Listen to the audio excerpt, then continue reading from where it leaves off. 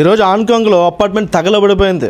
దాదాపు 44 మంది చచ్చిపోయారు, 279 మంది మిస్ అయిపోయారు. ఇంకా మృతుల సంఖ్య మరింత పెరిగే అవకాశం ఉంది. ఈ అపార్ట్మెంట్ లో ఎంతో మంది వృద్ధులు ఉన్నారు, వాళ్ళు కదలలేని పరిస్థితి. ఈ బిల్డింగ్ లో దాదాపు 2000 అపార్ట్మెంట్లు ఉన్నాయి. విషయం ఏంటంటే ఈ అపార్ట్మెంట్ ఇంకా కన్స్ట్రక్షన్ వర్క్ జరుగుతూ ఉంది. ఈ కన్స్ట్రక్షన్ జరుగుతున్న మెటీరియల్స్ ఫైర్ అవడం వల్ల ఇంత ప్రమాదం జరిగిందని చెప్తా ఉంటున్నారు. సో ఈ నిర్లక్ష్యంలో భాగ్యమైన ముగ్గురు అరెస్ట్ చేశారు. ఈ రోజుల్లో పెద్ద పెద్ద భవనాలు అయితే కడుతున్నారు కానీ కనీసం సేఫ్టీ గురించి ఆలోచించట్లేదు. అభివృద్ధి జరగడం మంచిదే కానీ ప్రజల సేఫ్టీ లేని అభివృద్ధి ఎంత జరిగినా వృధాయే.